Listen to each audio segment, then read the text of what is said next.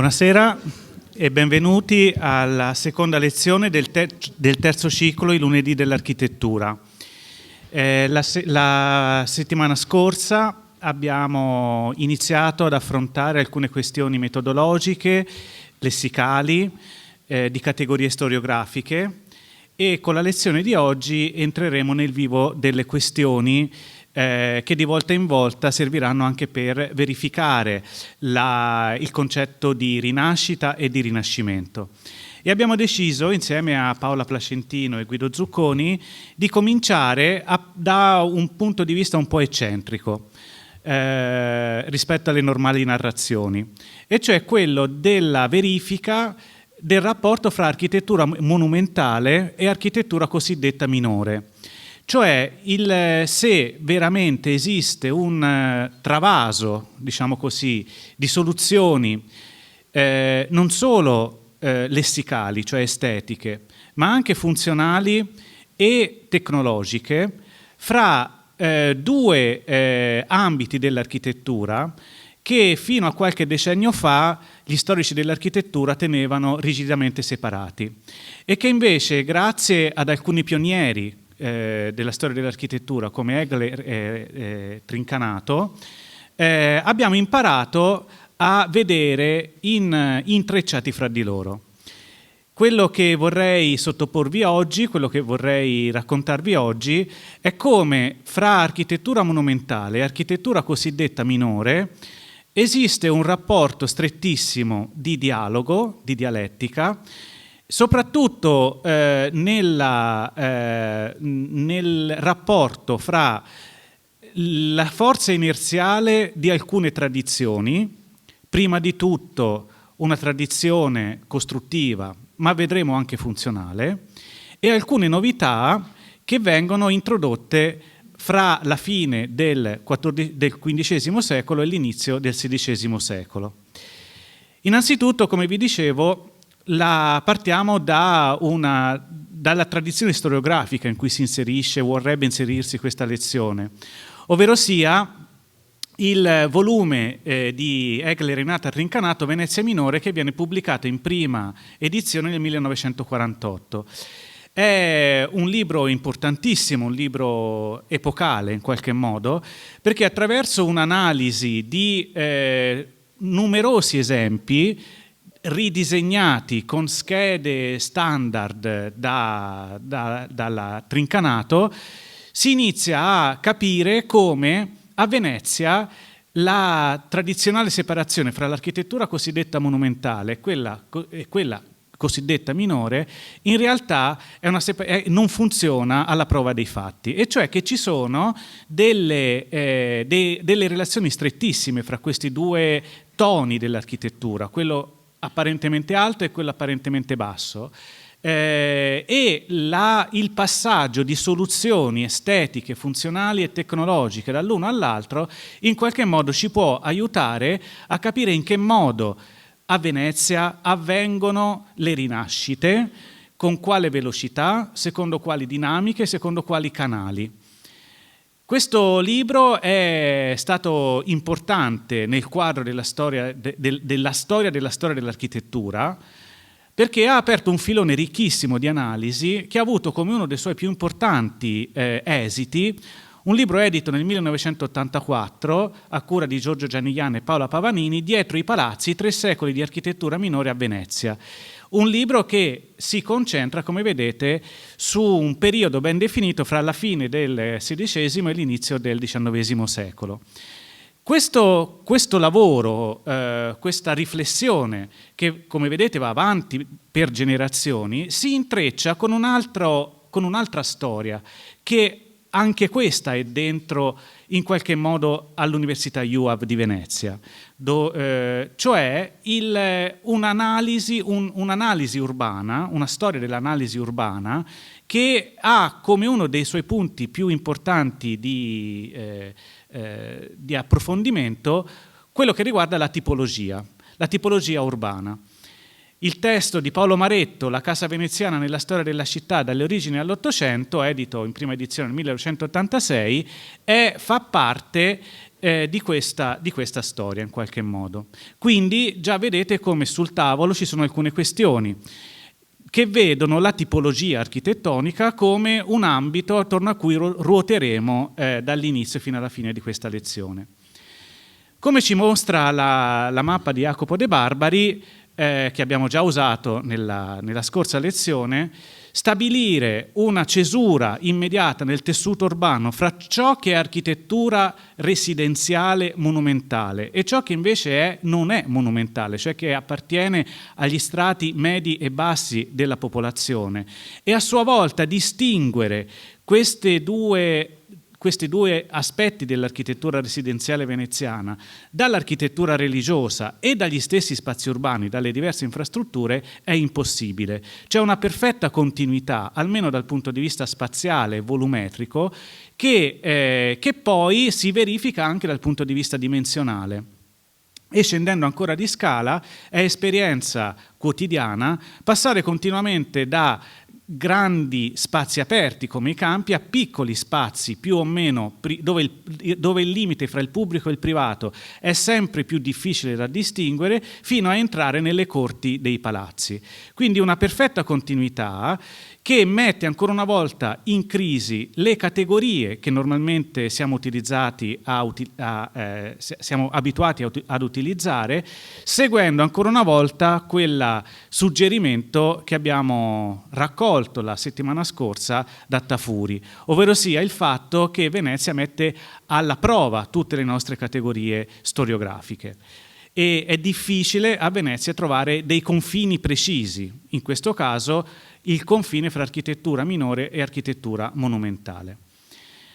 Oggi vi vorrei parlare di questo aspetto soprattutto attraverso quattro ambiti. Il primo è quello della selezione dei materiali da costruzione. Il secondo è la tradizione costruttiva, come si sviluppa la tradizione costruttiva e perché è così inerziale a Venezia. Poi la standardizzazione tipologica, un aspetto quello che riguarda la funzione degli spazi e l'organizzazione razionale delle funzioni a partire dall'organizzazione degli spazi, e che trova una progressiva che è sottoposta a una dinamica di progressiva maggiore complessità, soprattutto nel momento in cui la città subisce, soprattutto nella seconda metà del 400, un veloce aumento demografico, la necessità di trovare di trovare spazio per una popolazione che è aumentata velocemente, e contemporaneamente, questo per quanto riguarda l'architettura, diciamo, minore, e contemporaneamente la maggiore complessità spaziale di edifici che riguardano invece le grandi famiglie patrizie. L'aggiornamento del linguaggio architettonico è una delle conseguenze di questi altri aspetti, e tutto si tiene in architettura. Questo continuo passaggio dall'alto verso il basso e questo inserimento progressivo di novità in tradizioni secolari funziona sia per quanto riguarda l'aspetto tecnologico, sia per quanto riguarda l'aspetto funzionale che quello estetico. I tre termini che Vitruvio utilizza per descrivere l'architettura: venustas, utilitas e firmitas. Partiamo dalla selezione dei materiali da costruzione. Molto in sintesi, la laguna di Venezia è probabilmente l'ultimo posto nel mondo dove costruire una città, perché mancano praticamente tutti i materiali da costruzione. Mancano cave di pietra, mancano cave d'argilla per realizzare gli elementi in laterizio, mancano grandi boschi da cui ricavare la carpenteria, manca la sabbia dolce e l'acqua dolce per realizzare le malte. Insomma, quasi tutto deve essere, se non tutto, deve essere spostato e esportato dalla terraferma o, quando poi inizia ad esistere, dallo stato d'Ammar. Venezia però è in una felice condizione per quanto riguarda i commerci, per cui a Venezia si possono utilizzare non soltanto tutti quei materiali che provengono dalla terraferma più o meno immediata, e quindi il laterizio che viene fatto nelle fornaci a Treviso soprattutto e nel Padovano, la carpenteria che deriva dalle foreste delle Alpi, la pietra che deriva in maggior parte ma non esclusivamente dall'Istria, la famosa pietra d'Istria, ma anche proprio grazie alla sua felice posizione per i commerci i materiali ferrosi. Il ferro che può essere utilizzato per le catene, per esempio, per irrigidire la struttura, rendendola contemporaneamente la più leggera possibile. Questa selezione dei materiali, quest'utilizzo dei materiali da costruzione subisce una progressiva dinamica di selezione, cioè si toglie tutto ciò che non è essenziale e quindi si stabilisce una specie di canone nel costruttivo che va avanti dal momento in cui Venezia viene trasformata da una città in legno a una città in mattoni e pietra, cioè a cavallo fra il X e l'XI secolo. Una serie di grandi incendi porta alla necessità di ricostruire la città che grazie all'allargamento della sua sfera di influenza e alla sua accresciuta ricchezza può permettersi di ricostruire progressivamente tutti gli edifici in un modo più solido, cioè in mattoni, pietra e legno. Questo porta anche a una tradizione costruttiva ben consolidata. Non è questo il momento per poter approfondire che cosa vuol dire tradizione costruttiva veneziana, ma darne soltanto qualche cenno per vedere cosa c'entra la tradizione costruttiva veneziana con questo passaggio di soluzioni fra un'architettura alta, diciamo così, e un'architettura più bassa, e come la forte componente inerziale nella storia dell'architettura di Venezia sia anche condizionata da dei vincoli naturali, evidentemente, che non cambiano nel corso del tempo. Il terreno veneziano su cui si costruiscono le fondazioni, che sono la base per tutto il resto dell'edificio, è paludoso e sempre lo sarà, pur con tutti i consolidamenti dovuti al sistema di palificazioni, ma il terreno veneziano, il terreno su cui si basa la città, sarà sempre in movimento. E l'essere sempre in movimento, in maniera non prevedibile, comporta che prima o poi ci saranno dei cedimenti differenziali in alcuni punti della scatola muraria. E quindi di conseguenza bisogna che l'edificio sia il più flessibile possibile, cioè che si possa adattare a tutti quei cedimenti delle fondazioni che sicuramente si verificheranno nel corso dei secoli. Oggi va molto di moda la parola resilienza come uno dei possibili sinonimi di adattività. Ecco, gli edifici veneziani sono fortemente adattativi, cioè è molto difficile che un edificio veneziano sottoposto a un cedimento crolli, cioè vada in collasso strutturale. Questo funziona perché le fondazioni sono fatte in un certo modo, lo vedete qua, e le strutture in elevato sono organizzate in modo tale da ridurre le pareti portanti alle 4 pareti, a 4 setti longitudinali, lo vedete qua, in base ai quali poi si costruiscono l'impalcato ligneo dei solai.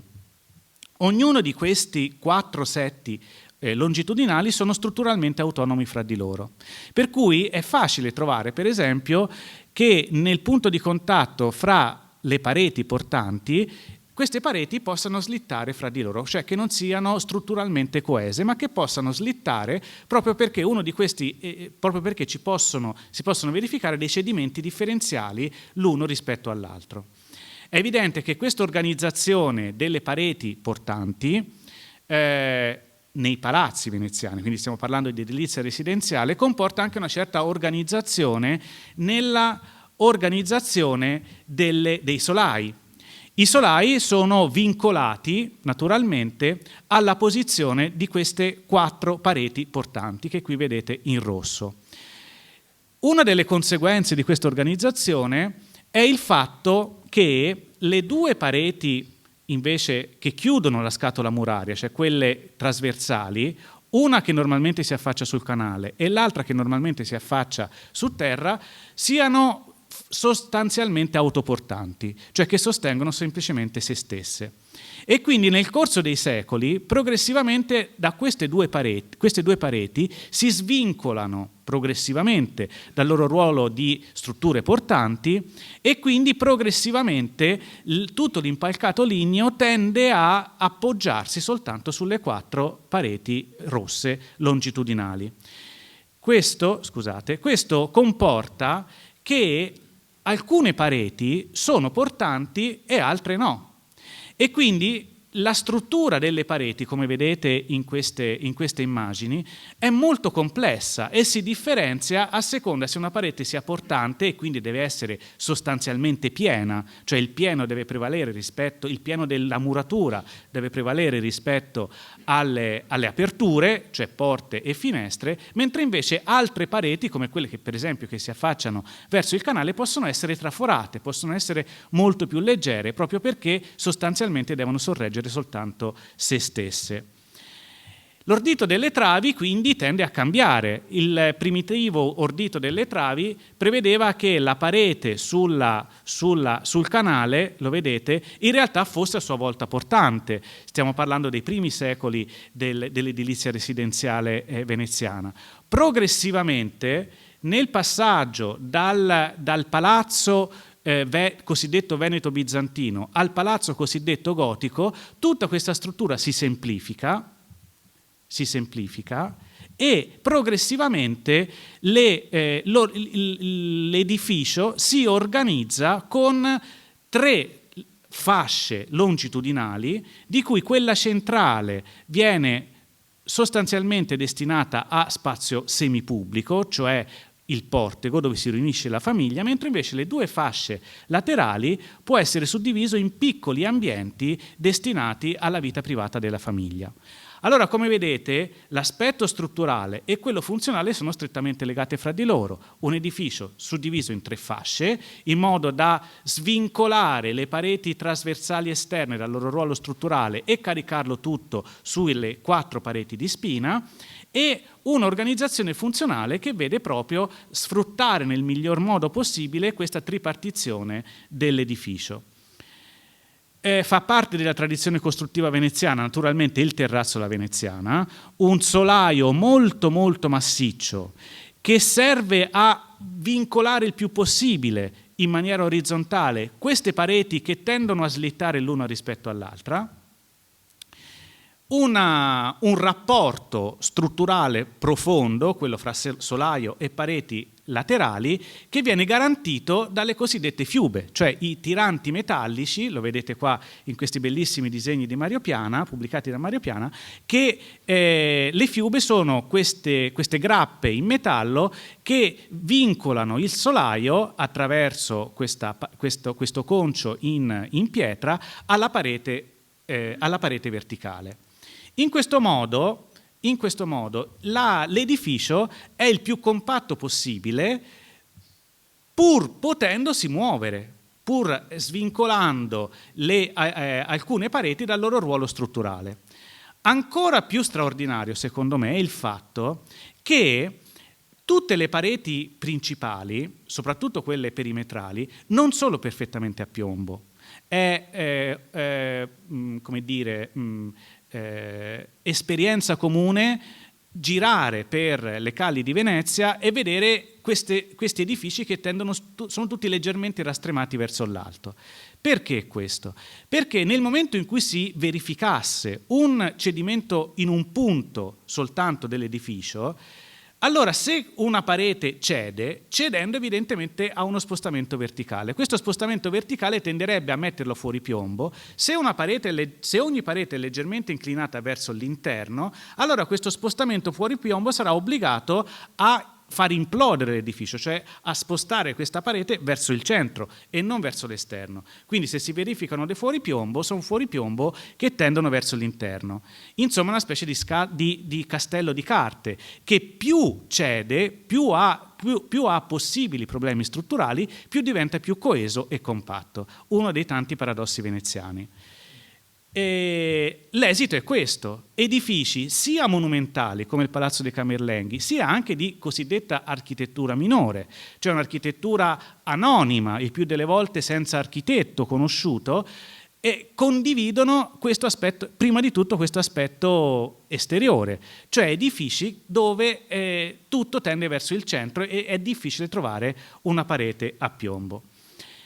E certo è una delle tante conseguenze che questi edifici funzionano se tutto si carica il meno possibile. Sono edifici più diciamo flessibili ma anche il più leggeri possibili, per cui le pareti divisorie devono essere solide ma leggere, per cui tramezzi, scorzoni e cantinelle, una vera e propria diciamo, invenzione veneziana che però come il terrazzo ha le sue origini nell'antica Roma, sono tramezzi che hanno soltanto un valore spaziale, cioè dividono un ambiente dall'altro e non strutturale, non sostengono nulla se non se stesse, e hanno questa particolare conformazione pluristratificata in strati di legno, in legname leggero, alternati a strati in malta.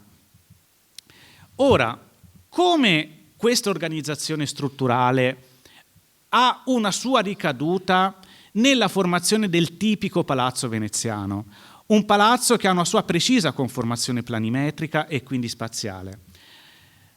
Per capirlo dobbiamo alzare un attimo lo sguardo e vedere come è organizzata la città.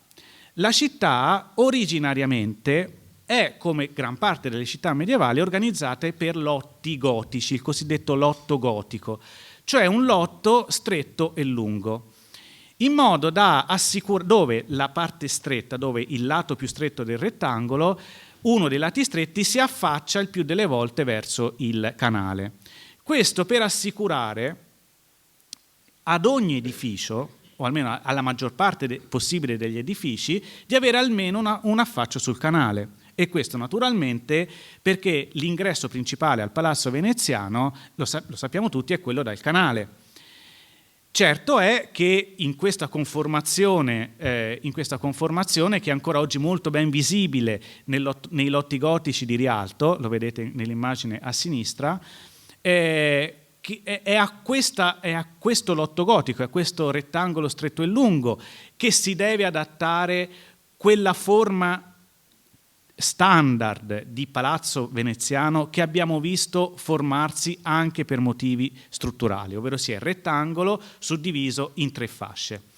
Il rettangolo diviso in 3 fasce, come vi dicevo, è fatto in modo da avere la fascia centrale a tutti i piani come uno spazio continuo, quindi non interrotto da tramezzi, e le 2 parti laterali, come vedete in questa immagine a destra, nelle 2 parti laterali invece suddivisa in ambienti destinati alla vita privata della famiglia. In questi ambienti, da un certo momento in poi, uno o più di questi ambienti vengono destinati alle scale, cioè agli impianti di risalita che servono a collegare tutti questi ambienti.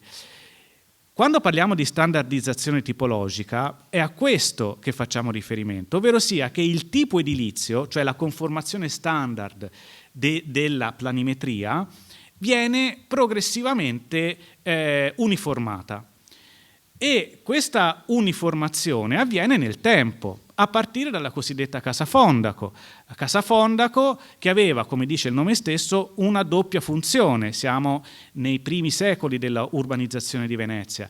Una funzione commerciale, Fondaco, al piano terreno, e una funzione residenziale ai piani superiori. Al piano terreno, quindi, l'ambiente centrale accessibile attraverso una loggia sul canale serviva per lo stoccaggio delle merci, per lo scarico delle merci, scusate, che poi venivano conservate nei piccoli ambienti destinati a magazzini e a punto di vendita e di smistamento nelle 2 fasce laterali. Quindi, mentre al piano terreno questo ambiente serviva per lo scarico delle merci, al piano superiore invece, come vi dicevo, ai piani superiori serviva come luogo di incontro della famiglia, quindi anche per gli ospiti, per le grandi occasioni di ricevimento di ospiti, celebrazioni, eccetera. La casa fondaco, come vi dicevo, si evolve, e qui si può veramente parlare di evoluzione perché lo si può vedere tappa per tappa, in quella cosiddetta gotica, cioè nel passaggio fra il XIII e il XIV secolo. Quindi questo spostamento,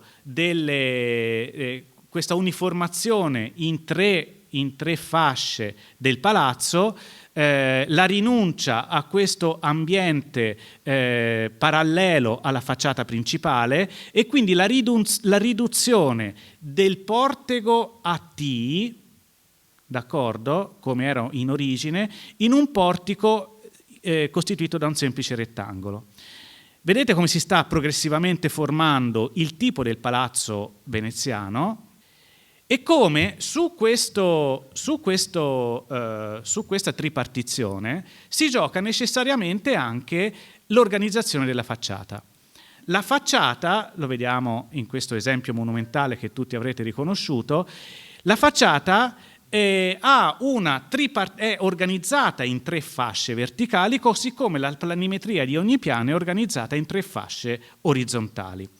E così come la parte centrale dell'edificio di ogni piano è destinato a un ambiente unico, così la fascia centrale di una facciata deve essere il più possibile illuminata, cioè deve prevalere il vuoto rispetto al pieno. È il luogo delle grandi polifore gotiche che poi si evolveranno in quelle rinascimentali.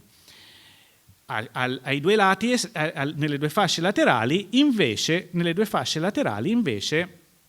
prevale il pieno rispetto al vuoto, e quindi piccole finestre che illuminano ambienti, come vi dicevo, destinati alla vita privata della famiglia.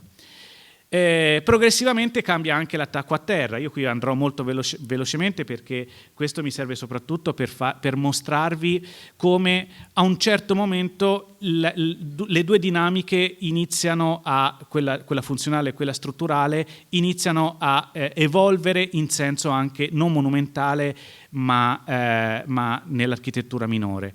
Nel momento in cui la casa fondaco perde progressivamente la sua funzione commerciale e prevale quella residenziale, cambia anche l'ingresso, che rimane sempre monumentale, l'ingresso d'acqua, ma si trasforma da un ingresso tipico dei palazzi bizantini, cioè un vero e proprio portico sul canale, a un portale a fornice unico che serve semplicemente non tanto per l'accesso, per lo sbarco delle merci, ma semplicemente per l'accesso delle persone.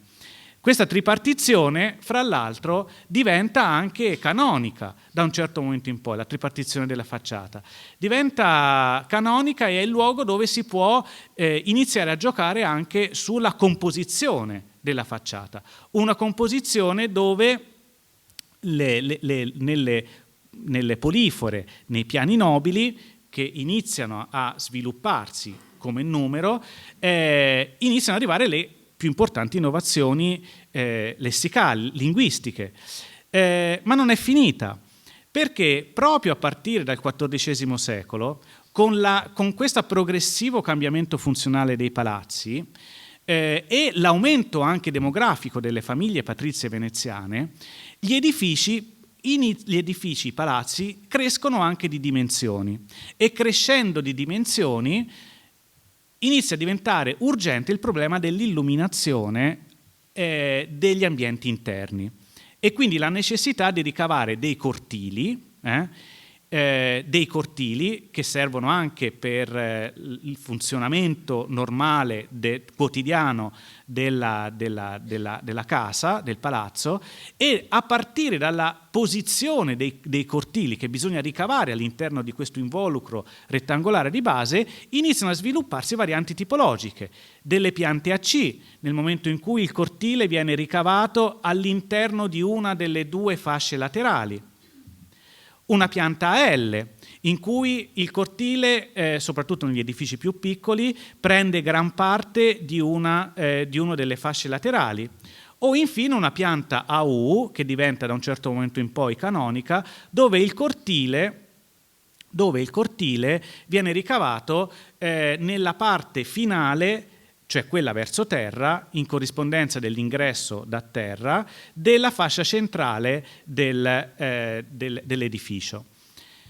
A cosa serve il cortile? Serve innanzitutto come ingresso da terra, ma serve anche come deposito d'acqua, perché il cortile è anche un luogo dove viene costruita una cisterna sotterranea per la raccolta dell'acqua piovana, e vedremo alla fine quanto questo è importante.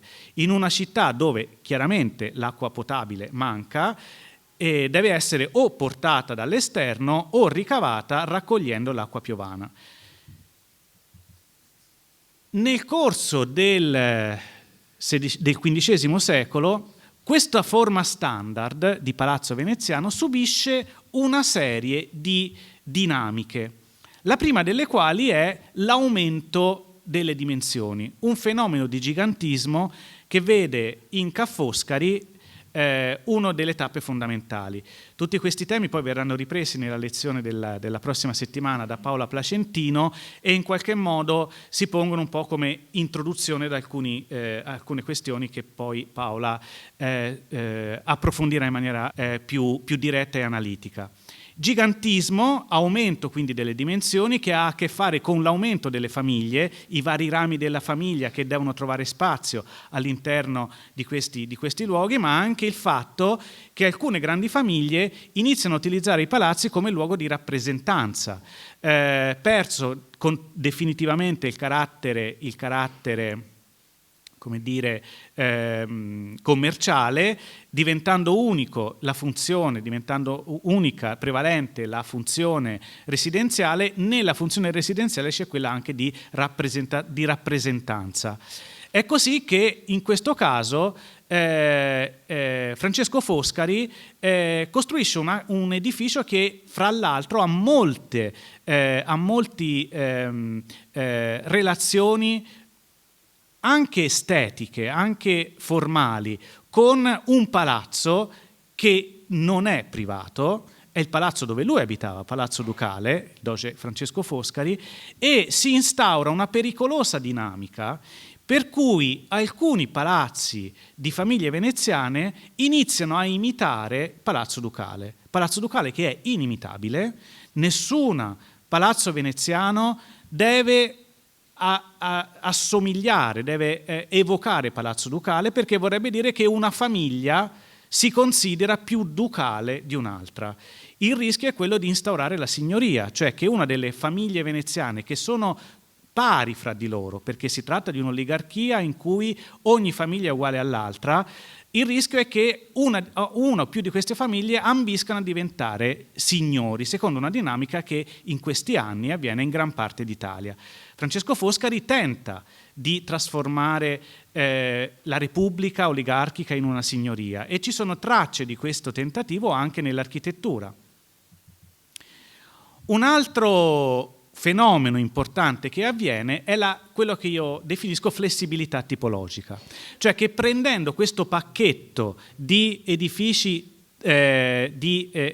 tripartiti sia in pianta che in facciata e come dire, clonandoli fra di loro, si possano realizzare degli edifici che si sviluppano in lunghezza, come il palazzo della famiglia Zen.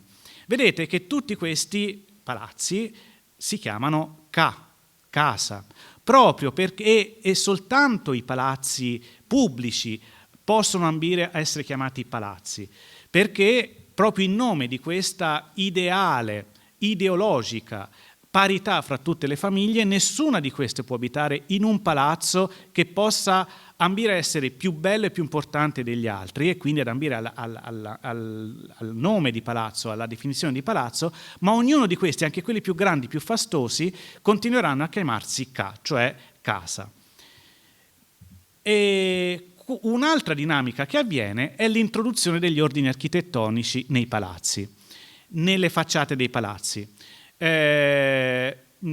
Questo provoca tutta una serie di trasformazioni che non è qui il caso di approfondire, semplicemente il fatto che, come avviene in Ca' Loredan Vendramin Calergi, questa tripartizione viene in qualche modo, questa tripartizione tradizionale, viene in qualche modo tradotta in linguaggio, con il linguaggio degli ordini architettonici all'antica, attraverso una soluzione elaborata da Mauro Codussi veramente geniale, un modo geniale di introdurre novità in un'architettura profondamente tradizionale.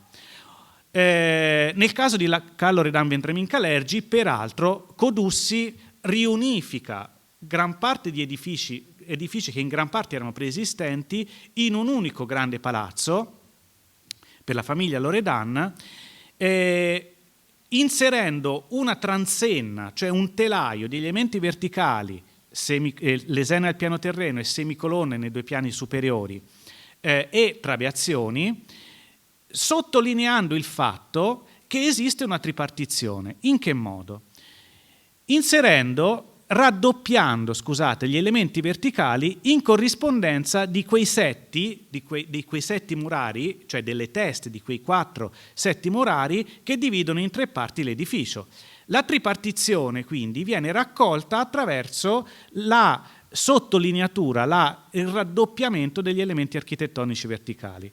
Invece nel centro, lo vedete, nel centro, cioè in corrispondenza della fascia centrale, l'ordine architettonico è singolo. Quindi basta a Codussi raddoppiare l'ordine architettonico per poter segnalare che all'interno l'edificio è suddiviso in 3 fasce. Cosa c'entra questo con l'architettura minore? Cosa c'entra tutto questo con il rapporto fra architettura monumentale e architettura minore?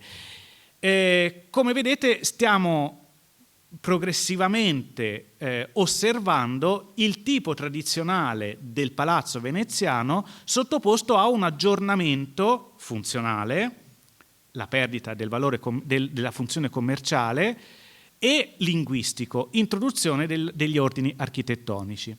Ma avviene anche un altro fenomeno, senza il quale non si può comprendere il rapporto con l'architettura minore, cosiddetta minore, cioè l'adozione di soluzioni spaziali complesse. Cosa voglio dire?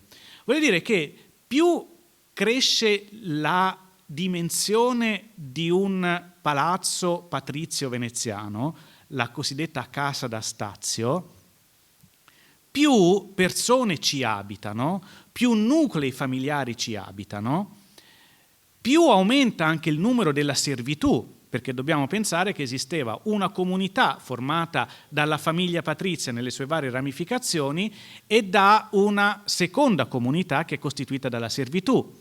E queste 2 comunità dovevano coesistere, ma mai coesistere nello stesso involucro architettonico, ma mai darsi fastidio gli uni con gli altri. Esiste un caso particolarmente significativo di aggiornamento della organizzazione spaziale di questo palazzo veneziano tripartito, in cui questo adattamento all'aumento demografico, diciamo così, della popolazione che abita dentro l'edificio è particolarmente significativa. E cioè palazzo il Ca' Corner poi Mocenigo in Campo San Polo, che viene costruito da un ramo della famiglia Corner, la più ricca famiglia del Rinascimento veneziano, a partire dal 1556. Si tratta di un palazzo, lo vediamo qui nella veduta di Jacopo de' Barbari, che nell'anno 1500 era costituito dall'unione dei più palazzi preesistenti che erano stati progressivamente acquisiti da un ramo della famiglia Corner. E questo palazzo, che subisce un grave incendio, viene poi ricostruito secondo un progetto di Michele Sammicheli e trova la sua attuale conformazione. L'edificio, tanto per capirsi, che oggi è una delle sedi della Guardia di Finanza in Campo San Polo, a cui qualche anno fa io con alcuni colleghi abbiamo dedicato una monografia. Questo palazzo mantiene, almeno apparentemente, molte delle caratteristiche tradizionali che abbiamo visto finora, ovvero sia in planimetria una tripartizione, lo vedete, con un portico centrale e 2 fasce laterali, un cortile in corrispondenza dell'ingresso da terra e una fastosa facciata in corrispondenza del canale. Si tratta di un edificio gigantesco, uno dei più grandi edifici patrizi mai costruiti nella storia dell'architettura veneziana, con spazi interni altrettanto monumentali. Il grande ambiente centrale al piano terreno, i due porteghi al primo piano nobile e al secondo piano nobile, e una facciata in cui la tripartizione è ancora una volta evidente, grazie all'utilizzo di alcune soluzioni formali particolarmente innovative. La parte centrale della facciata, lo vedete, è costituita da una successione di 2 serliane. Che cos'è una serliana? È un pacchetto di aperture, di 3 aperture in sequenza, in cui quella centrale è conclusa da un arco e le 2 laterali invece sono trabeate. Questo per quanto riguarda i due piani nobili. Invece il basamento è risolto con un bugnato che ricorda quasi una fortezza. Una facciata estremamente complessa nella sua organizzazione, piena di novità linguistiche che San Michele importa da Roma, dove si era formato, che però, nonostante tutte queste innovazioni linguistiche, non rinuncia alla tradizionale tripartizione. Cosa c'entra la complessità spaziale? Si tratta di 6 piani, ognuno costituito da un pacchetto di un piano principale, costituito dal portico centrale, con un mezzanino. E quindi abbiamo in realtà nella fascia centrale abbiamo 3 ambienti a doppia altezza, mentre invece nelle 2 fasce laterali abbiamo 6 piani. Ognuno di questi piani doveva essere accessibile autonomamente e ognuno dei 3 piani principali doveva avere un mezzanino che doveva essere direttamente collegato al piano principale. Una grande complessità spaziale, fondamentalmente, che le scale riescono a risolvere attraverso una complessa organizzazione delle rampe. In pratica, ognuno dei 6 piani è accessibile autonomamente, sia dall'ingresso da terra, sia dall'ingresso d'acqua, e contemporaneamente ognuno dei 3 pacchetti, costituito da portico centrale e i due piani più bassi, possono funzionare autonomamente.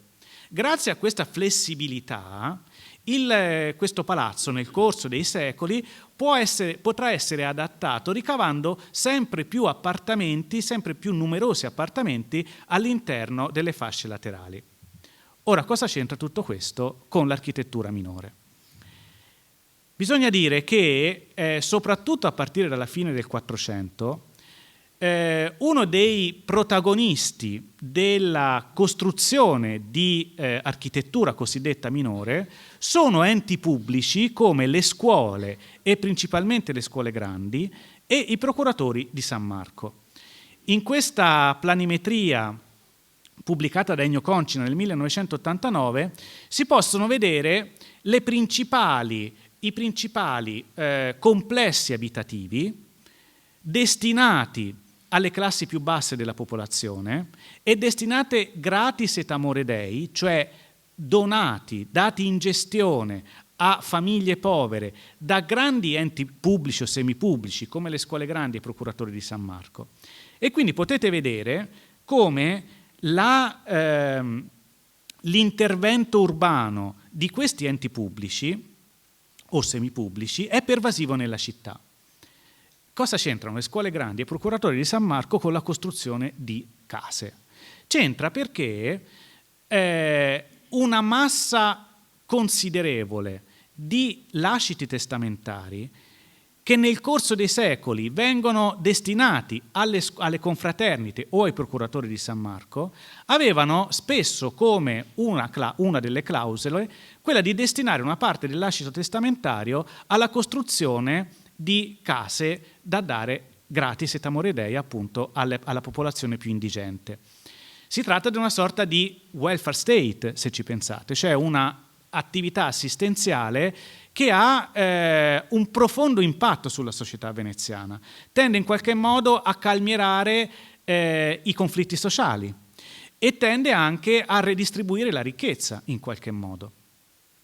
Questi enti, però, queste istituzioni, non devono soltanto costruire queste case, ma devono anche hanno l'obbligo di fare la manutenzione nel corso dei secoli.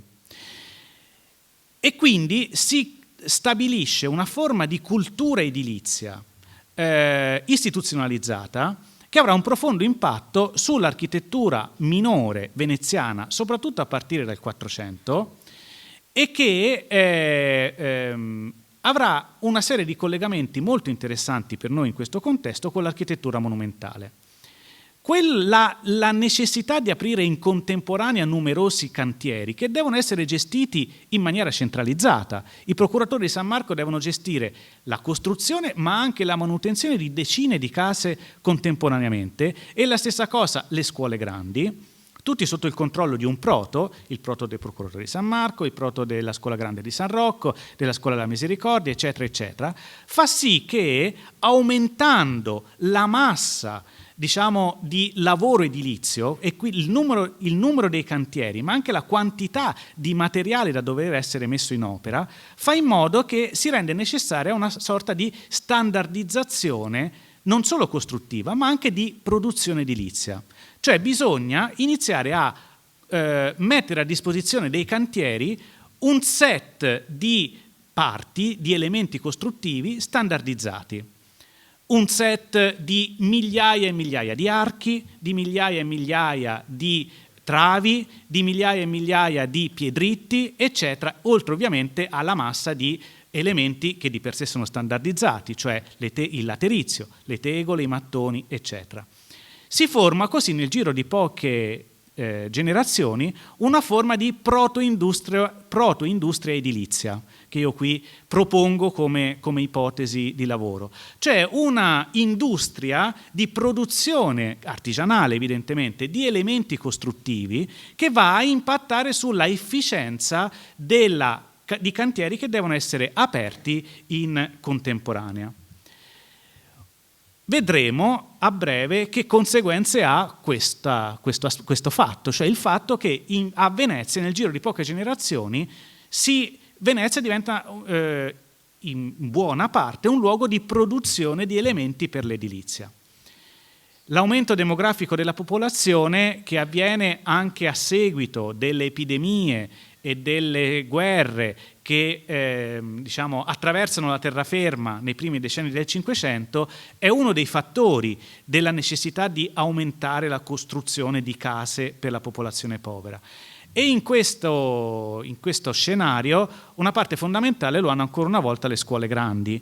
Vi mostro nuovamente questa slide che vi ho fatto vedere per altri motivi la settimana scorsa, le principali scuole grandi.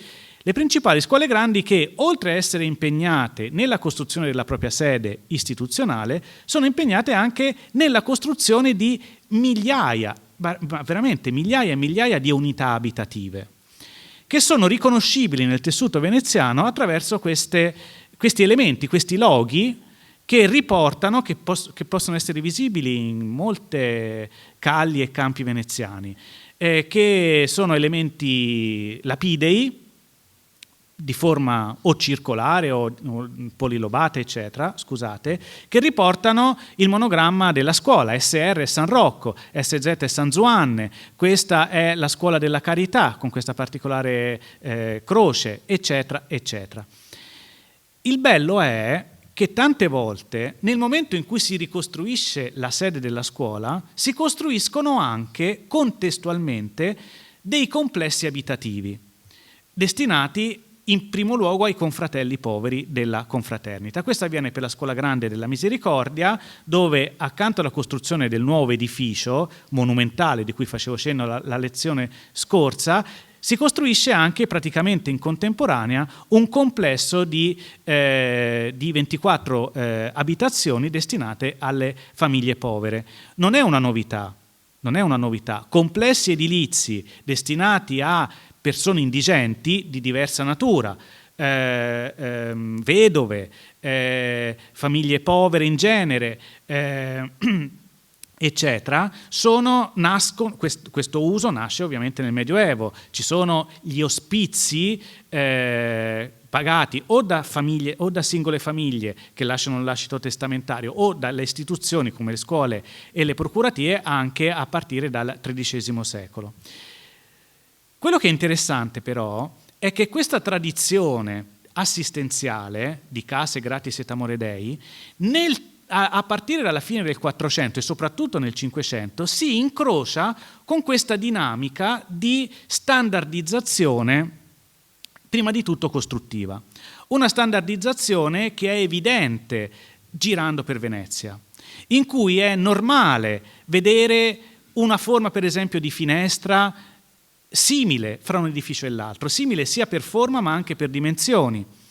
Elementi costruttivi in pietra, per esempio, architravi, piedritti e davanzali, una forma di arco che ricorre continuamente in una calle o in una parte di Venezia, ma anche elementi a scala minore, come per esempio le grate in metallo, gli elementi orizzontali, i marcapiani, le cornici, eccetera.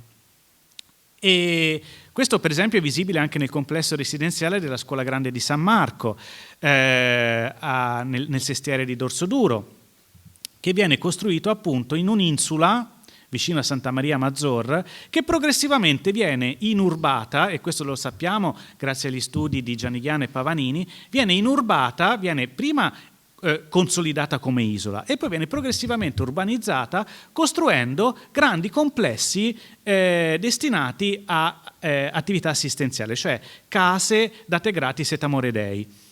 C'è un complesso della Scuola Grande di San Marco, un complesso della Scuola Grande di San Rocco, le case d'Anna che sono costruite da una famiglia borghese. C'è delle case dei procuratori di San Marco, eccetera. Insomma, una nuova isola che viene urbanizzata in gran parte con destinazione case gratis et amore Dei.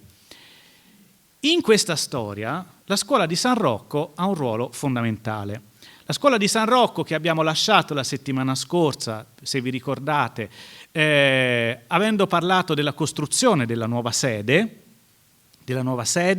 e del linguaggio particolarissimo, quel pasticce, quel patchwork di elementi all'antica e di elementi, diciamo così, dialettali nella facciata, ma la Scuola Grande di San Marco, la confraternita, contemporaneamente al grande cantiere della scuola era impegnata nella costruzione di grandi complessi di case gratis et amore Dei. La Scuola di San Rocco è una delle più ricche di Venezia, la sua presenza è pervasiva nella città. Qui vedete colorati i luoghi dove ha costruito nel corso dei secoli, a partire dalla fine del 400, i suoi complessi abitativi, a partire proprio da lasciti testamentari. E uno dei complessi della Scuola Grande di San Rocco uno dei più importanti, si trovava nel luogo dove oggi si trova la Fenice. La Fenice viene costruita, il Teatro della Fenice viene costruita proprio in seguito alla demolizione di questo piccolo quartiere di case della Scuola di San Rocco, organizzate attorno a una corte centrale, di cui ci dà testimonianza una fonte che da qui in poi vedrete abbastanza spesso nei prossimi minuti, il Catastico Fossati, cioè un registro in cui il proto della Scuola di San Rocco nel 1770, il proto Fossati, ha raccolto tutte le proprietà di San Rocco raffigurandole in planimetria e in elevato.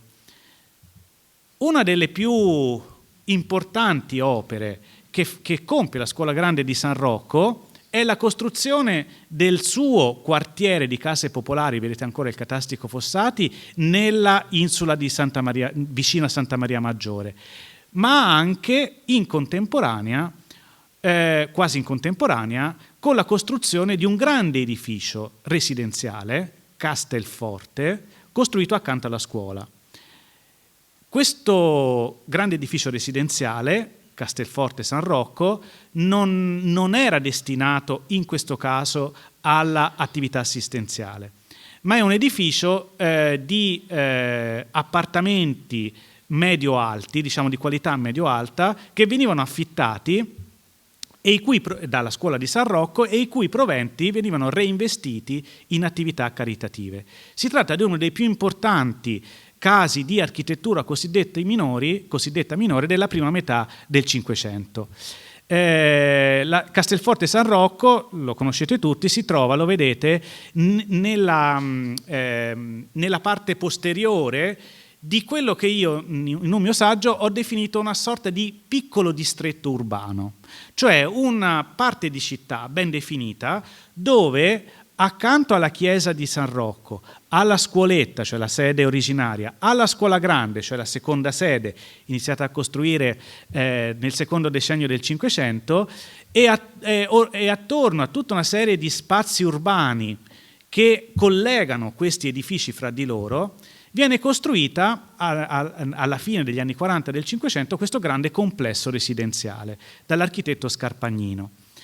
Questo complesso residenziale peraltro si trovava in corrispondenza dell'attracco dell'ingresso d'acqua di questo piccolo distretto e era innervato in una serie di percorsi cerimoniali, lo vedete qui in rosso, cioè di percorsi di processioni che collegavano la chiesa di San Pantalon con la chiesa di San Rocco passando dalla scuola grande. Quindi questi spazi non erano soltanto spazi funzionali, ma erano anche spazi cerimoniali. E la facciata di Castelforte San Rocco in qualche modo è una delle quinte, dei fondali di queste processioni, e quindi doveva avere una sua anche dignità estetica. E non sfigura, se ci pensate, accanto alla grande mole della scuola di San Rocco e in particolare a quella facciata sul canale di cui ho posto l'attenzione la settimana scorsa. Quella facciata, vi ricordo, che è uno dei più importanti manufatti costruiti immediatamente prima dell'arrivo di Jacopo Sansovino a Venezia. È una facciata in cui è possibile riconoscere la tripartizione di base attraverso questa successione di polifore che viene raddoppiata. Quindi è una specie di edificio doppio, perché abbiamo due pacchetti verticali di polifore e una serie di fasce intermedie dove si aprono finestre singole, esattamente come nei grandi palazzi del patriziato veneziano. Ma ancora più interessante è quello che succede all'interno. Questa somiglianza fra questo travaso di soluzioni fra l'architettura monumentale e quella cosiddetta minore e in questo passaggio da una tradizione costruttiva che ha la sua forza inerziale e elementi di innovazione che vengono di volta in volta inseriti per motivi diversi, in questa dinamica la complessificazione, il progressivo aumento di complessità spaziale che abbiamo visto per esempio in Ca' Corner Mocenigo e poi Mocenigo si attua anche all'interno di edifici apparentemente più semplici come questo. Qual è il punto? Il punto è che ognuno degli appartamenti, ricavato all'interno dell'involucro di Castelforte, dell'edificio, ognuno di questi appartamenti è su più piani e ognuno di questi appartamenti ha un suo ingresso separato. Vuol dire che ognuno di questi appartamenti deve avere un percorso interno di collegamento fra i vari livelli, deve avere un percorso verticale che lo collega al pianterreno e soprattutto devono essere incastrati fra di loro. Pensate che complessità. Non si tratta semplicemente di un piano, di un livello che ha una sua organizzazione e viene moltiplicato n volte. Perché essendo ognuna di queste unità abitative su più piani e dovendo funzionare autonomamente, bisogna pensarlo in senso tridimensionale, un po' come quello che succedeva in Ca' Corner Mocenigo. E quindi se ripercorriamo velocemente attraverso le planimetrie realizzate da Fossati tutti i livelli, possiamo vedere come attraverso questa molto efficace rappresentazione per colori possiamo vedere come ad ogni appartamento corrisponde un colore e quindi come ogni appartamento si sviluppa su più livelli, dal piano terreno al primo piano, al secondo piano, al terzo piano, fino al quarto e al quinto piano. Insomma, è come una specie di, fatemi passare questo termine, una specie di Tetris tridimensionale in cui l'architetto riesce con grande perizia a organizzare tutte queste unità abitative autonome, riuscendo a, come dire, garantire anche una buona illuminazione, ma anche una perfetta corrispondenza con le scale. In questo senso le scale sono strategiche nell'organizzazione di questo spazio così complesso. E a questa complessità spaziale corrisponde una standardizzazione degli elementi architettonici, ma anche un aggiornamento linguistico. Cosa vuol dire? Vuol dire che proprio mentre nei grandi palazzi veneziani e nelle chiese, insomma nell'architettura monumentale, si sperimentava, e questo già dagli anni 70 del 400, l'introduzione di un nuovo linguaggio all'antica, questo linguaggio all'antica, una volta diciamo utilizzato in modo monumentale, progressivamente ricade per 1000 rivoli sulla decorazione delle facciate anche dell'architettura minore, dove iniziano ad apparire versioni semplificate di colonne doriche, colonne corinzie, colonne ioniche, dove un po' tutto il lessico dell'architettura all'antica appare, trabeazioni semplificate, cornici, fasce marcapiano, eccetera.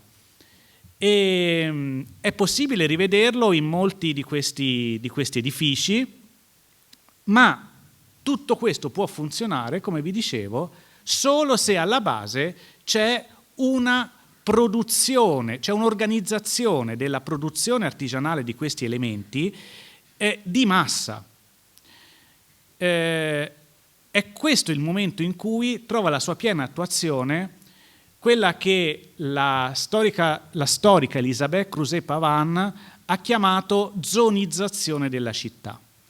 Fin dal XIII secolo, nella progettazione della città, alcune aree vengono destinate ad alcune funzioni specifiche.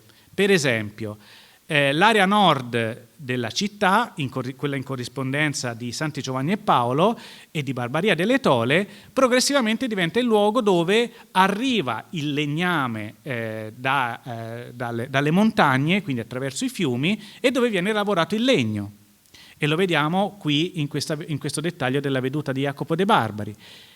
Ma contestualmente, per esempio, l'area di San Vidal, attorno a San Vidal e a Santo Stefano, diventa un luogo di scalpellini. E lo vediamo in questo dettaglio di un quadro di Canaletto, il laboratorio dei marmi in campo San Vidal. Insomma, progressivamente alcune zone della città vengono vocate, vengono destinate a una parte, a un filone di quella produzione edilizia che poi serviva a produrre in serie una serie di elementi che ricadevano poi su tutti i cantieri, sulla grande quantità di cantieri che veniva aperta in contemporanea. E, per esempio, nelle case della scuola di San Rocco che si trovano a San Stin, che vengono costruite più o meno in contemporanea con Castelforte,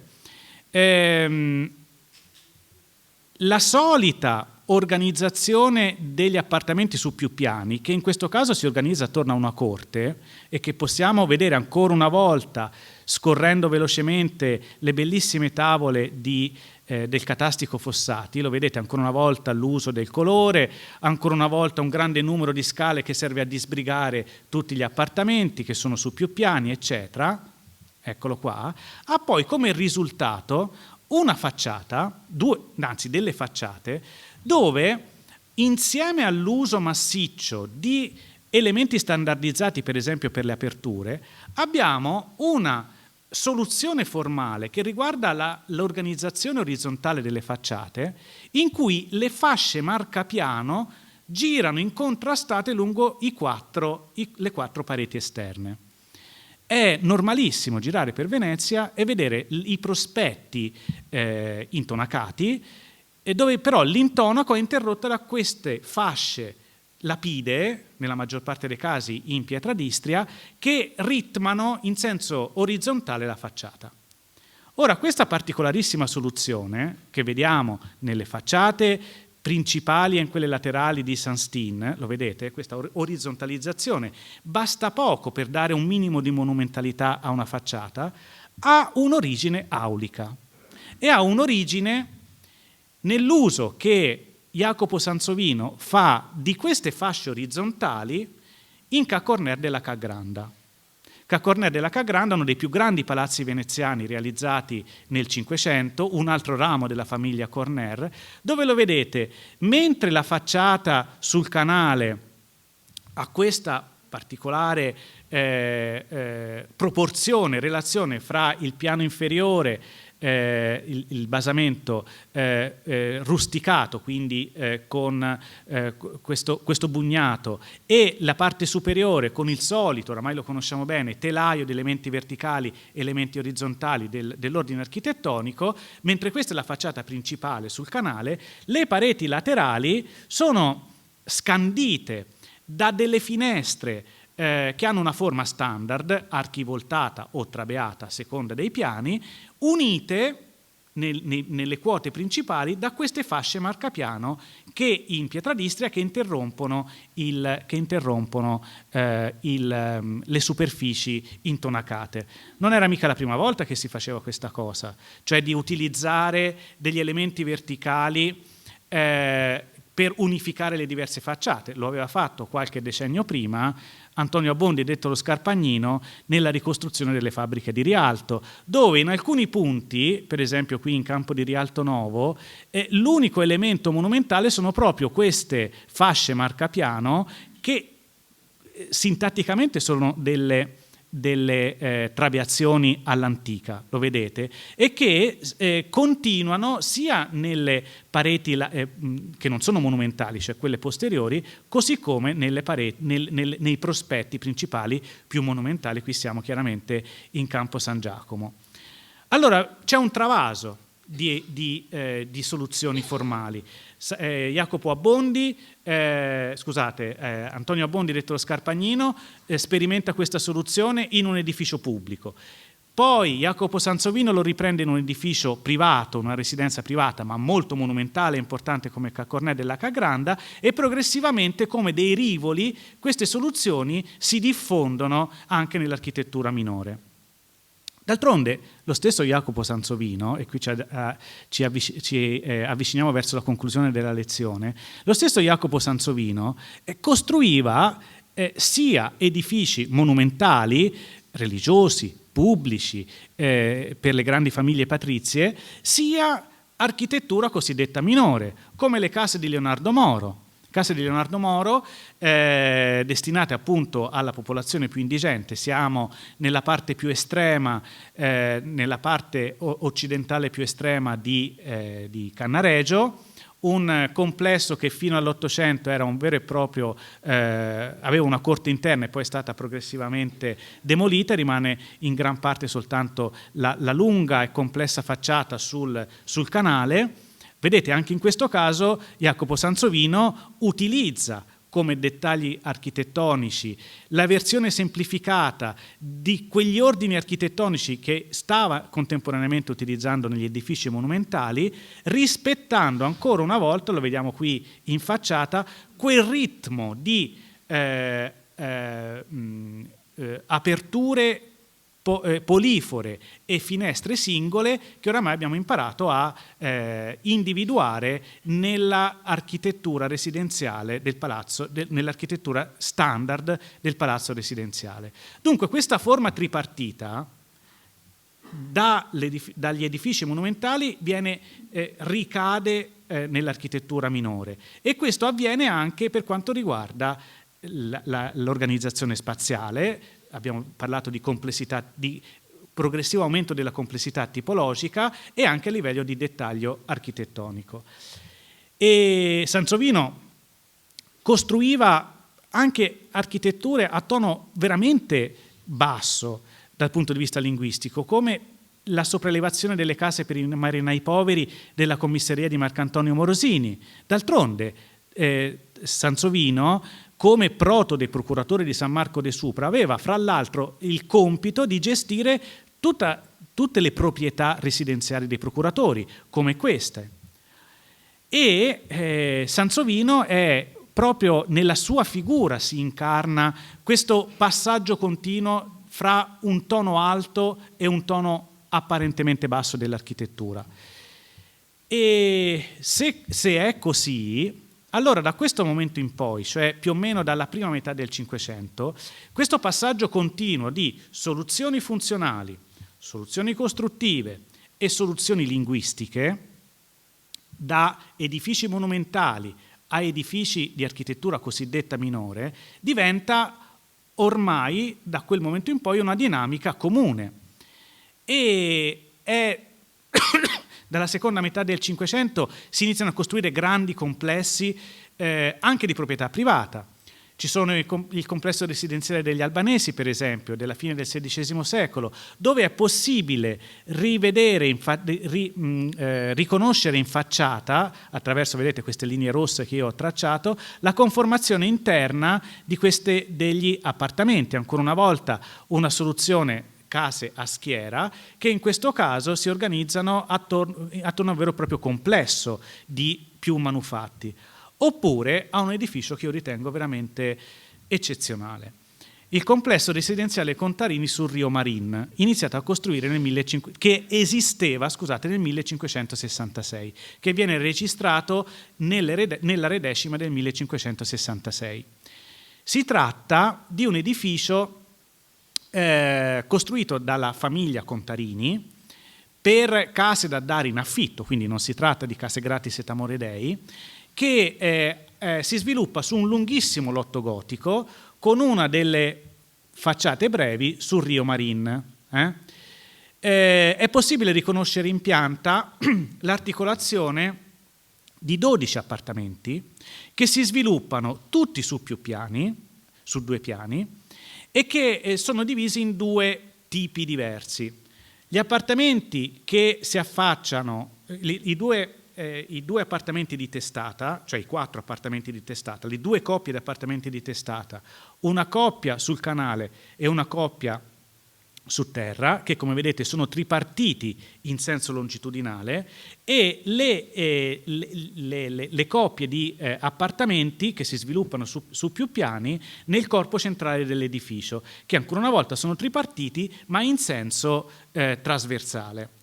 Il risultato è una facciata molto complessa, una facciata laterale molto complessa, dove è possibile rivedere questo ritmo tripartito ma clonato su più volte, un po' come abbiamo visto in Kazan, e una facciata principale che ha una sua tripartizione, ma che, siamo nel 1566, riprende in maniera semplificata la facciata di Ca' Cornel Mocenigo, che in quel momento era in costruzione.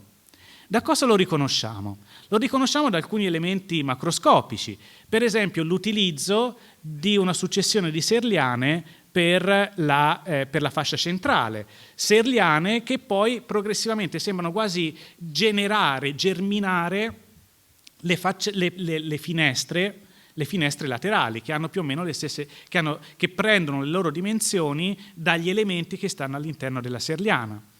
Ma abbiamo anche questo uso massiccio delle fasce marcapiano, che ovviamente in Ca' Cornel Mocenigo avevano un aspetto monumentale legato agli ordini architettonici, aspetto caratteristica, cioè quello degli ordini architettonici, che scompare praticamente nella facciata delle case Contarini in Rio Marin. Gli ordini architettonici scompaiono in Rio Marin, ma rimane il reticolo proporzionale in qualche modo. Se gli ordini architettonici sono in sé anche un modo per proporzionare le facciate, Ecco, togliete tutta la parte formale, morfologica degli ordini architettonici e vi rimane un reticolo di proporzioni che serve a disegnare la facciata. Potrei stare qui decine di minuti a mostrarvi le somiglianze fra questa facciata e quest'altra. Quello che è interessante però è quanto quasi tutti gli elementi della facciata di Ca' Corner Mocenigo, quasi tutti gli elementi che vengono declinati in tono aulico nella facciata di Ca' Corner Mocenigo vengono riutilizzati nella facciata delle case Contarini in tono minore, declinati in tono minore. E questo vuol dire che abbiamo, per esempio, degli accenni di una trabeazione nel portale, trabeazione che poi continua sotto forma di fascia marcapiano. Abbiamo un accenno di cornicione sommitale con questi modiglioni che sorreggono e che, se vogliamo, ci potrebbero anche ricordare la trabeazione del Colosseo, se vogliamo. Ma c'è sempre un filtro, l'architettura monumentale funziona da filtro per poter introdurre e poi diffondere a Venezia soluzioni che diventano veramente diffusive. Infine, l'aspetto tecnologico. Così come nei palazzi del patriziato veneziano c'è tutta un'attenzione particolare alla raccolta, per esempio, dell'acqua piovana, che viene convogliata attraverso un sistema di caditoie di acqua che noi chiamiamo cannoni d'acqua, cioè questi elementi in laterizio, in cotto, incastrati l'uno dentro l'altro e sistemati all'interno delle murature, che servono a convogliare l'acqua piovana dalle falde del tetto attraverso verticalmente le pareti fino ad arrivare alle cisterne che stanno nelle corti dei grandi palazzi veneziani. Ecco che questo sistema funziona nello stesso modo nei grandi palazzi veneziani come Ca' Corner della Ca' Granda, nei complessi abitativi come quello della scuola di San Marco di San Rocco vicino a Santa Maria Maggiore, e ovviamente anche nei campi. I campi stessi sono, come sapete, delle grandi cisterne dove l'acqua viene raccolta con gli stessi sistemi dell'architettura monumentale, senza soluzione di continuità, a garantire un deposito di acqua potabile per la popolazione di Venezia. Tutto torna. È difficile individuare una soluzione di continuità fra l'architettura monumentale e l'architettura minore, ma soprattutto c'è un passaggio attraverso il filtro dell'architettura monumentale, principalmente attraverso il filtro dell'architettura monumentale, di soluzioni linguistiche all'antica, quindi di soluzioni innovative che poi si diffondono nell'architettura minore. È un ulteriore modo di Venezia per rinascere, cioè per una continua rinascita e rinnovamento nella tradizione, anche nell'architettura minore. Grazie.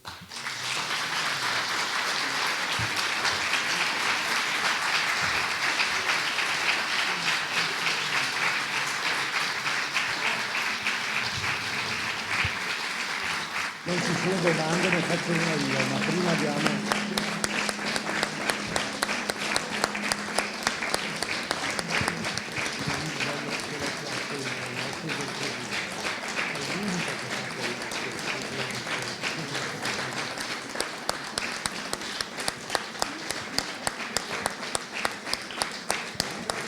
Allora, vi ringrazio molto.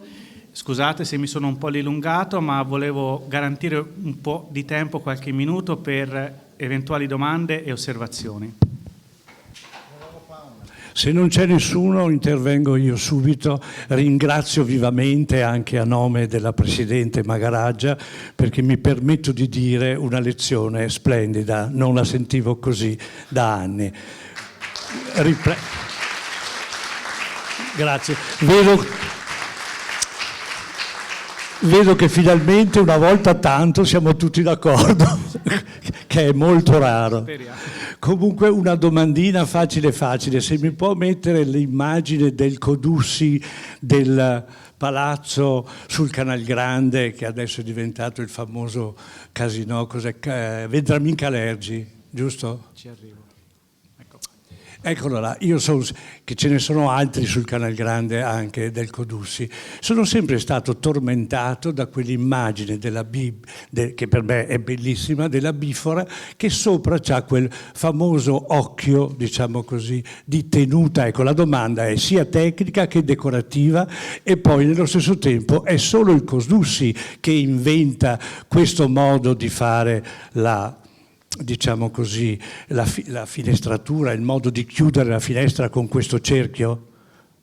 Sono stato chiaro? Chiarissimo. Allora, grazie per la domanda, è un po' complicato da rispondere in maniera veloce. Allora, si tratta della cosiddetta bifora codussiana, una bifora costituita da 2 fornici archivoltati ciliata, cioè con un arco maggiore che prende 2 archi, la luce dei 2 archi minori. Fra gli archi minori e l'arco maggiore viene ricavato un oculo. Allora, questa forma è di origine medievale. Li possiamo trovare in moltissimi edifici medievali. Il primo che mi viene in mente è la cattedrale di Modena, ma non solo, viene riutilizzata da Leon Battista Alberti a Firenze, per esempio in Palazzo Ruscellai, dove in Palazzo Ruscellai Leon Battista Alberti prende questo modulo e lo moltiplica, lo clona n volte per poter realizzare la forometria, come si dice, della facciata principale di Palazzo Ruscellai.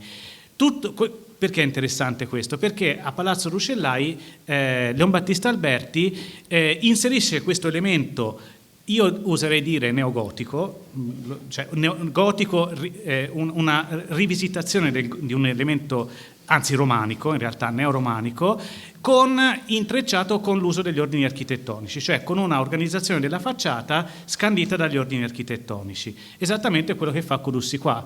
Ora, io penso che Codussi non sia mai stato a Firenze, mai, soltanto perché non abbiamo fonti per poterlo dire. Certo è che in qualche modo gli è arrivato a Codussi, e Codussi utilizza questo modulo standard per poter ritmare la facciata, per poterlo utilizzare in modo singolo nelle parti laterali e moltiplicato 3 volte a formare una sorta di trifora complessa. Non so se mi spiego, cioè uno stesso elemento gli serve modulare, un modulo, gli serve sia nelle parti laterali sia nella parte centrale, e gli basta il raddoppiamento delle semicolonne, in realtà è più di semicolonne, sono 6/8 di colonna, per poter mettere in evidenza la differenza fra la parte centrale e quelle laterali. Io ho avuto la fortuna qualche anno fa di salire sui punteggi e di vedere del restauro, di vedere proprio de visu questi elementi, dal punto di vista costruttivo sono straordinari, proprio perché sono autoportanti. In più bisogna dire che c'è un uso estremamente raffinato dell'ordine architettonico, perché senza scendere troppo nel dettaglio, vedete che Codussi qui utilizza delle colonne al centro e delle semicolonne sui lati, in qualche modo come dire, utilizza in tutti i modi possibili il lessico, anzi la sintassi dell'ordine architettonico, per poterlo adattare a una forma tradizionale. Spero di aver risposto. E poi naturalmente verrà poi riutilizzato in molti altri edifici, per esempio viene utilizzato quasi in contemporanea in Callando Corner Spinelli, dove c'è un simile moltiplicazione della bifora codussiana a scandire la facciata, oppure anche nella scuola grande di San Giovanni Evangelista, no? Nello scalone. Quindi diventa una sorta di logo di Codussi. Ecco, appunto, questa è la domanda. Questa è la domanda: è solo il Codussi che fa questo tipo di intervento architettonico a Venezia? È il suo segno? È il suo segno, ma poi verrà utilizzato anche da altri. Da per esempio, altri. In Callando non è Codussi sicuramente, Ecco, per esempio. Grazie mille. Prego.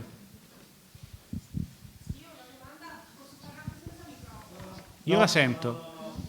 No, devi aspettare.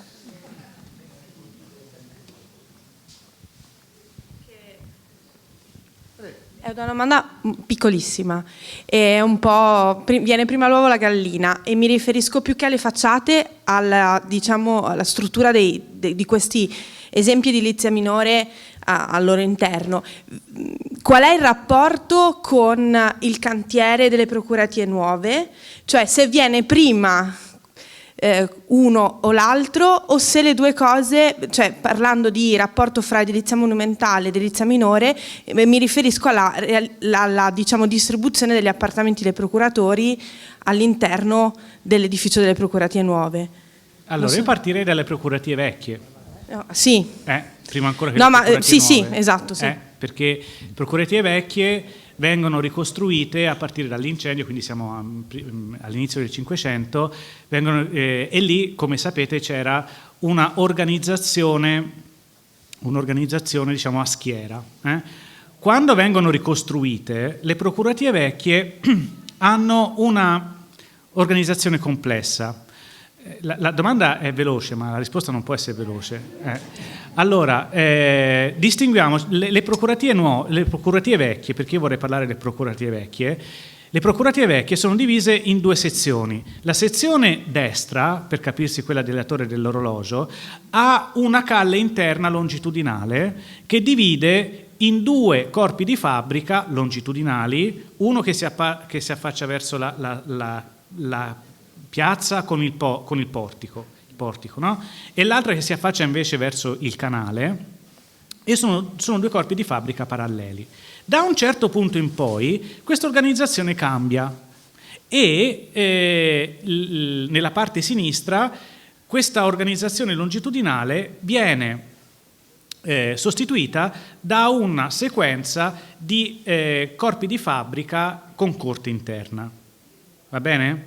Allora, comunque si tratta, questa diversa conformazione macroscopica comporta una diversa organizzazione all'interno degli appartamenti. Certo è che in entrambi i casi gli appartamenti che non erano dei procuratori, sottolineo, non sono mai stati appartamenti dei procuratori, ma erano appartamenti che venivano dati in affitto, perché i procuratori abitavano dall'altra parte della piazza, cioè sul versante sud. Sul versante nord invece erano appartamenti che venivano dati in affitto pagando molto caro questo affitto, e quindi erano messi a reddito.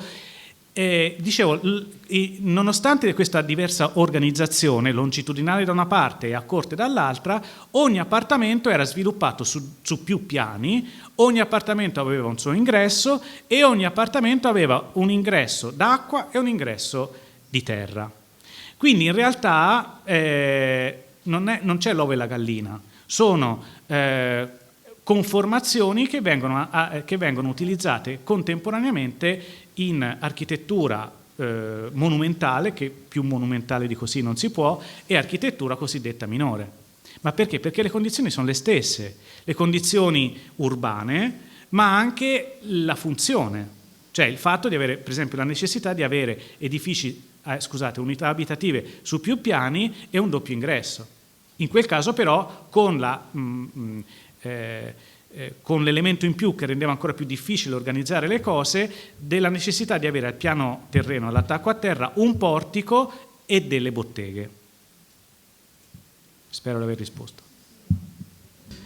Un argomento particolare sull'aspetto costruttivo a Venezia, intermedio tra le costruzioni principalmente in legno e quelle poi in mattoni, sono state le case torri, di cui ci sono alcuni elementi sottolineati dalle pubblicazioni esistenti, ma mai ritengo abbastanza approfondite, soprattutto per le motivazioni sociali per cui sono sorte e poi perché sono state anche abbandonate. Io ne conosco 5-6, non di più, e sono un elemento molto particolare del XII secolo più o meno, che mi piacerebbe vedere maggiormente approfondite. Sono d'accordo.